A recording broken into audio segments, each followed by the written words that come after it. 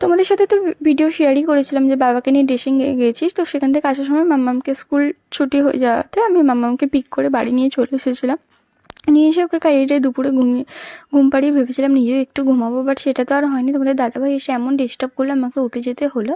তো উঠে গিয়ে ওকে চা করে দিয়েছিলাম, বাবাকে চা করে দিয়েছিলাম। তারপরে কিছুক্ষণ পর মাম্মাম উঠে গেল। তো তারপরে যেহেতু মাম্মাম উঠে গেছে, আমি ভালো করে আগে বেডটা ক্লিন করে নিলাম। আর মা কিছু জামাকাপড় তুলে দিয়ে গেছিলো ছাদ থেকে, তো সেগুলো গুছিয়ে নিচ্ছি। গুছিয়ে নিয়ে কিছুটা জামাকাপড় ছাদে আছে, মা ভুলে গেছে, সেগুলোকে নিয়ে আসতে যাব। তো তার আগে যে কটা জামাকাপড় ছিল সেগুলো ভাঁজ করে যে যার জায়গায় রেখে দিলাম। তারপরে ছাদে যাবো। আর আমি সেরকম বেসিক্যালি ছাদে যাই না, মাই ছাদে যায়। আমি আমারগুলো কেচে দিই, মাই ছাদে মেলে, আমি ছাদে যাই না। বেশ অনেকদিন পর যখন ছাদে গেছিলাম বেশ ভালো লাগছিলো। তো সেইগুলো ছাদ থেকে জামাকাপড়গুলো নিয়ে সেগুলো ভাঁজ করে যে যার জায়গায় রেখে দিলাম। দেন তারপরে ঠাকুরকে সন্ধে দিতে চলে এসেছি, কারণ সন্ধে হয়ে গেছে। আর আজকে আমার দাদা বৌদি দেখতে আসার কথা বাবাকে, তো ওই জন্য ওরা আসবে, তাই জন্য আমি আরও তাড়াতাড়ি করে সন্ধেটা দিয়ে নিচ্ছি।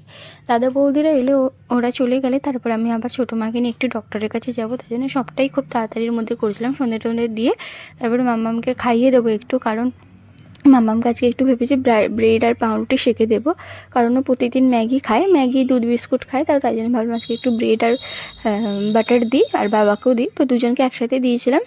বাবা খেয়েছিল, মাম্মাম সেরকম একটা খায়নি। একটা ডিমের পোচ করে দিয়েছিলাম, সেটাই ও খেয়েছিল, বাট পুরোটা খায়নি, হাফ নষ্ট করেছে। তো দেখো আমি এদিকে বাবাদের খেতে দিয়ে দিচ্ছি। তো চলো আবার ছোটো মাকে নিয়ে ডাক্তার কাছে দেবে, তাই একটু তাড়াতাড়ি করে রেডি ফেডি হয়ে আবার যাব।